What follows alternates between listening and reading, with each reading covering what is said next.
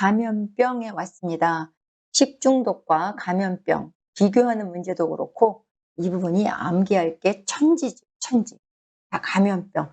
예중에 옛날에는 전염병이라고 했었죠. 전염병. 요즘은 감염병이라는 단어를 사용합니다. 자, 감염병의 이해.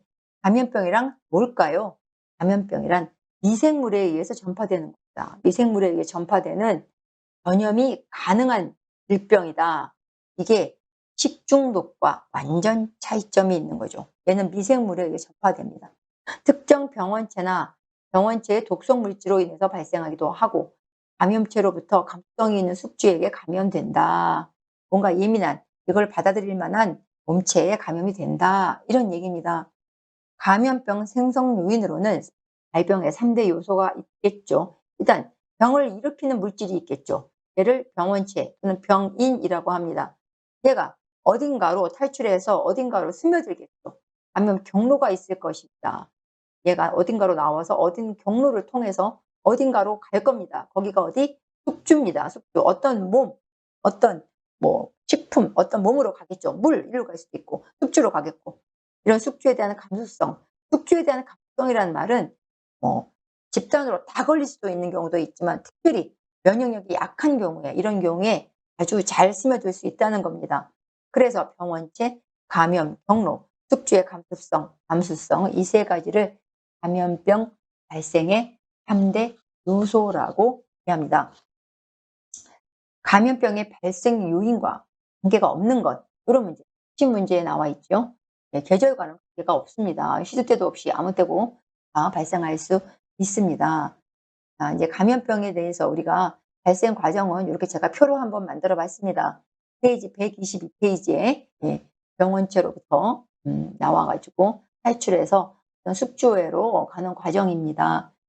자, 법정 감염병의 분류 및 종류 1급, 2급, 3급, 4급. 자, 옛날에는 요거를 제가 그냥 읽어보세요 하고 넘어갔었는데 요즘에는 요것도 또 요즘 코로나도 발생했고 해서 왠지 이쪽이 요즘 나오지 않을까 해서 제가 잠깐 설명드리고 하겠습니다. 1급은 어떤 감염병이냐 하면 16종이 있는데 뭐 생물 테러 전염병이라던가 아주 치명률이 높거나 집단 간 발생 우려가 있어서 즉시 신고를 해야 되는 즉시 신고를 해야 되는 감염병을 1급으로 봅니다. 일단 치명률이 높다는 거죠, 아주. 그래서 이 중에는 뭐 에볼라 들어보셨죠? 에볼라라든가 아니면 패스트, 두창 이런 거, 탄저, 보툴리눔, 야토, 야토가 들어있습니다. 자, 이런 것들. 그 다음에 사스 들어보셨나요? 기억나시나요? 메르스 이런 거 기억나시나요? 이게 1급입니다. 즉시 신고해야 됩니다. 그 다음에 2급으로 갔습니다. 2급에는 코로나가 2급에 들어왔습니다. 자, 결핵, 수두, 홍역, 콜레라, 방티푸스, 파라티푸스, 세균성 이질, 앞으로 배울 것들이 다 2급에, 웬만하면 2급에 들어있습니다. 웬만하면 2급에. 자, 2급은 발생 직후나 또는 24시간 이내에 신고해야 되는 감염병입니다. 얘는 격리가 필요하지요. 격리를 해야 되는 감염병입니다. 그 다음에 3급으로 가겠습니다.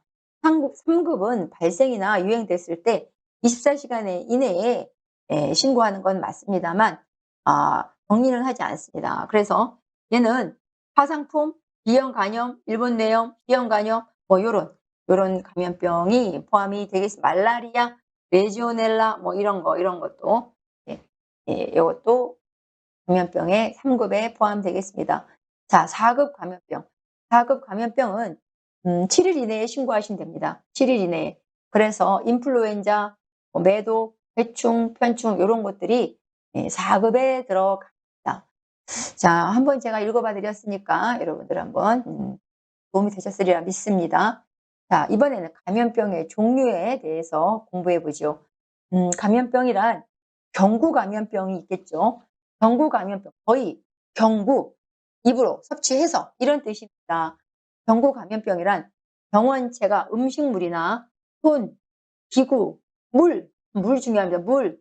그 다음에 위생동물이라 그래서 쥐나 파리나 바퀴벌레 같은 아이들이 얘네들은 전파를 시키는 거죠. 얘네들을 통해서 결국 입으로 들어와서 체내에 침입하여 일으키는 소화기계 질병을 경구 감염병 감염병이라고 합니다. 전구 감염병의 종류에는 세균성이 있겠고 또 바이러스성이 있겠고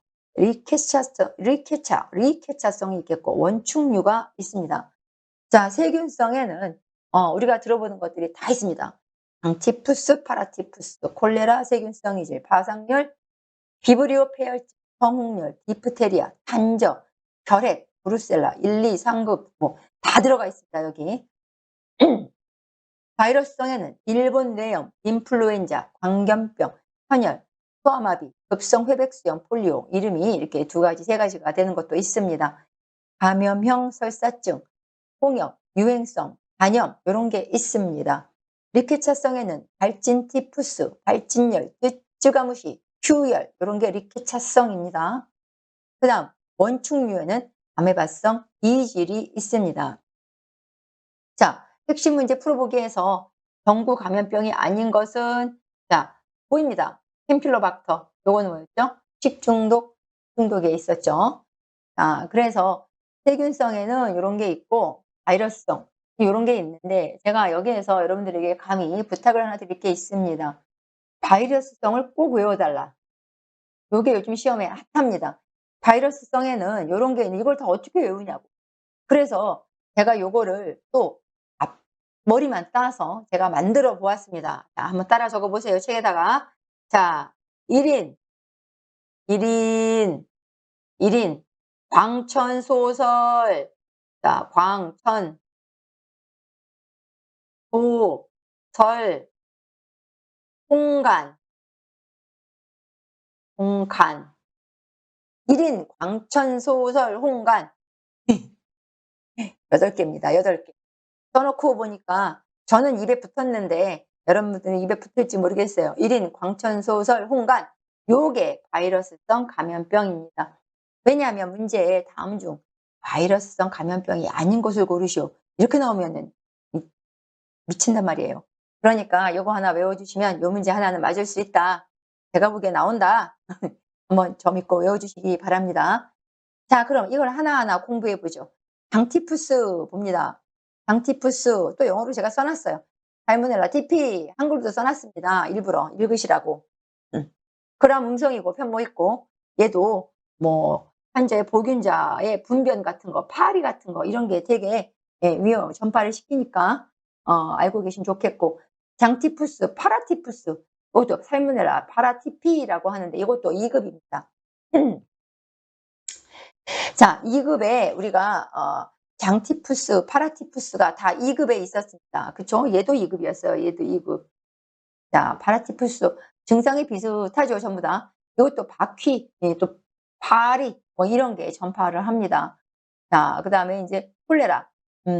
콜레라도 2급입니다. 콜레라, 비브리오 콜레라 원인균입니다. 이것도 2급이고 청색증, 구토, 탈수증, 체온 저하 뭐 이런 거고 역시 전파 방식은 역시 분변이나 오염시켜서 뭐 파리 얘가 문제예요. 항상 파리가 문제입니다. 이 파리가 사람한테 옮기는 게 문제가 많이 됩니다. 자, 그다음에 이쪽으로 내려가서 또 세균성 이질이라는 것도 있습니다. 세균성 이질. 세균성 이질도 이것도 2급인데 이것도 2급인데 살모넬라 아니죠. 살모넬라가 아니죠. 얘는 시겔라죠. 시겔라, 디센테리아 원인균이 조금 다릅니다. 시겔라, 디센테리아. 요거는 음성이고 역시 발열. 요것도 파리가 문제입니다. 물하고 파리. 자, 디프테리아. 자, 디프테리아도 여러분들께서 보실 때 요건 1급입니다. 디프테리아는 1급이라는 거 기억해 주세요.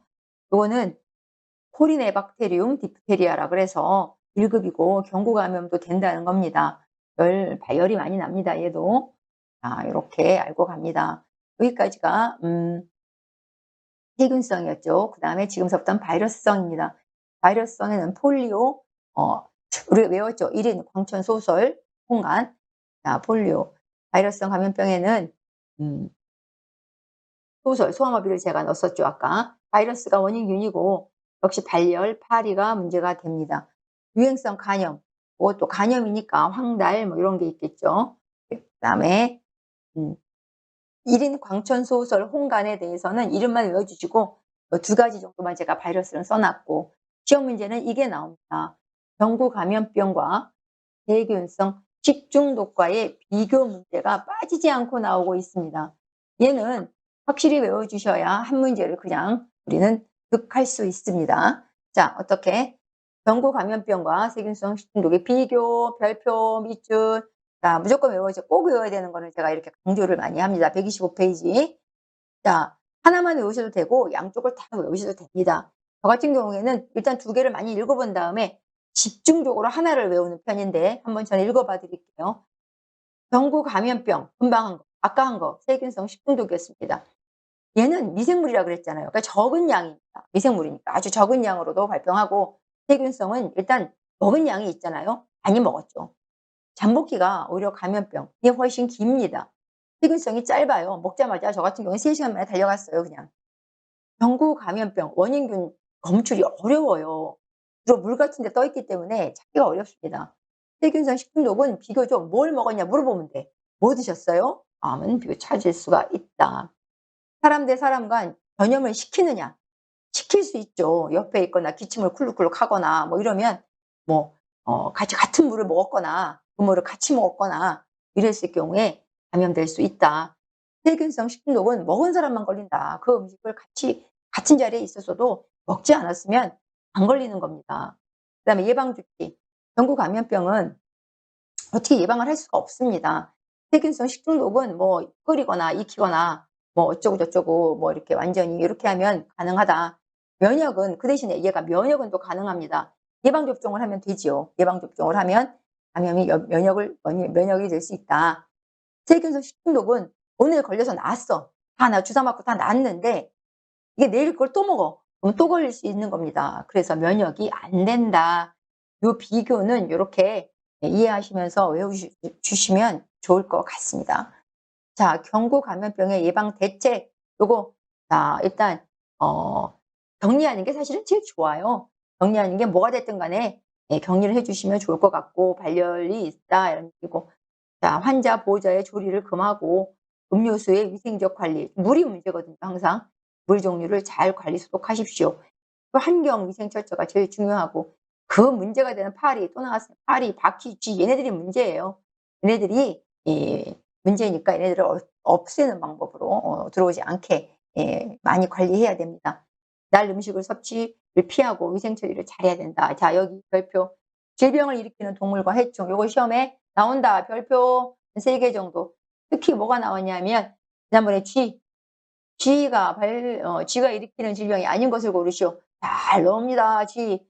지난번에는 뭐도 나왔죠. 파리도 나왔죠. 파리가 일으키지 않는 것을 고르시오. 쥐가 질병을 일으키지 않는 걸 고르시오. 뭐 이런 거. 이도 나올 수 있고 모기도 나왔죠. 모기도 나왔습니다. 누룩도 나왔었나? 동그라미 치네. 자, 하는 김에 진드기까지. 요거는 많이 읽어주세요. 외워주세요. 네, 꼭 부탁드립니다. 인수공통 감염병.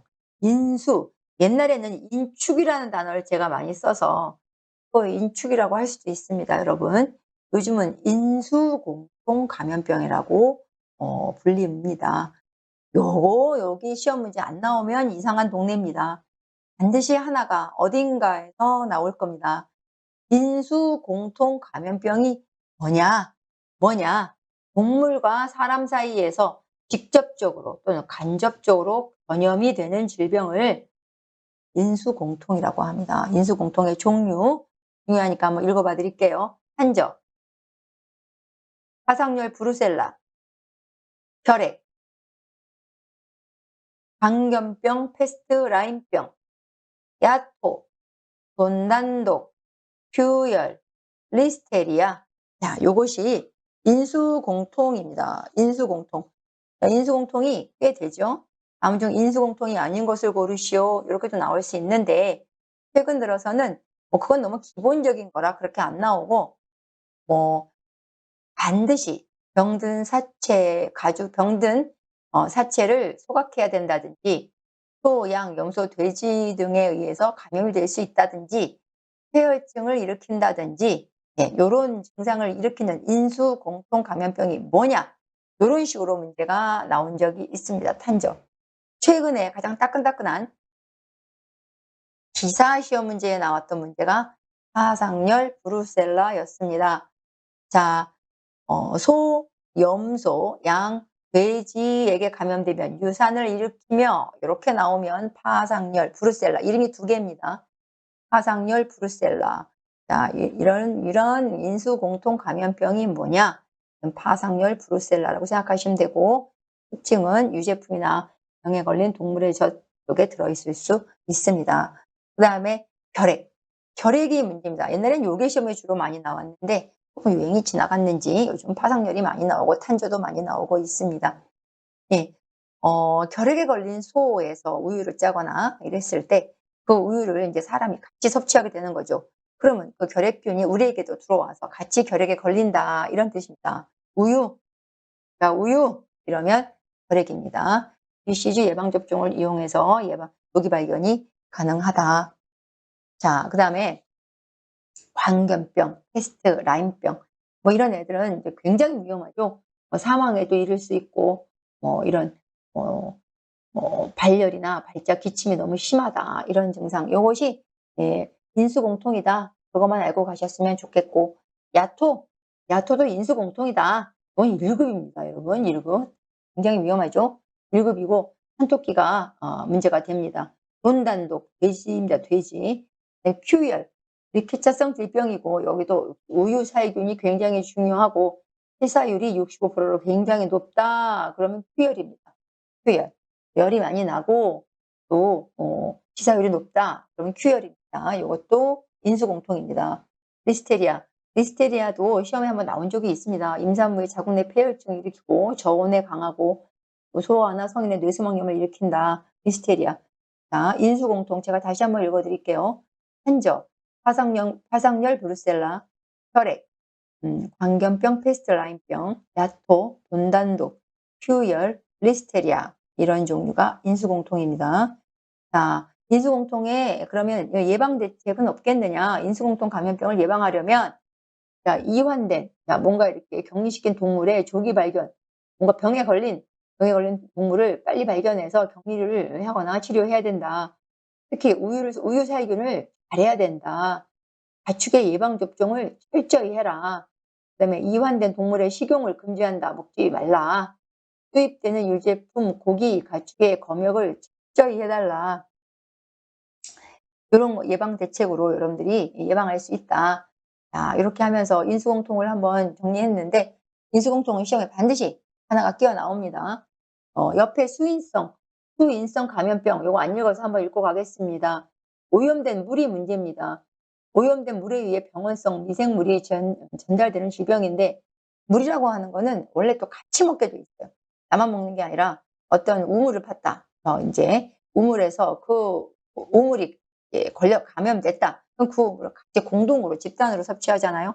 그래서 집단적으로 발생할 수 있는 아주 위험한 감염병이 콜레라 이런 게 있겠죠. 수인성 감염병이 되겠고 그 수인성에 의해서 감염되는 질병은 티푸스, 파라티푸스, 콜레라, 세균성 이질, 유행성 간염, 소아마비가 있다. 시험 문제 한번 나온 적이 있습니다. 다음중 수인성 감염병이 아닌 것을 고르시오. 이렇게도 나온 적이 있던 걸로 기억을 제가 합니다. 자, 읽어봐 드렸고 마지막으로 기생충 감염병에 대해서 하겠습니다. 기생충 감염병은 우리가 알고 있는 그 좀 혐오스러운 회충, 요충, 십이지장충, 편충, 동양 모양 선충 이런 게 있습니다. 회충, 경부입니다. 섭취해서 들어가는 겁니다.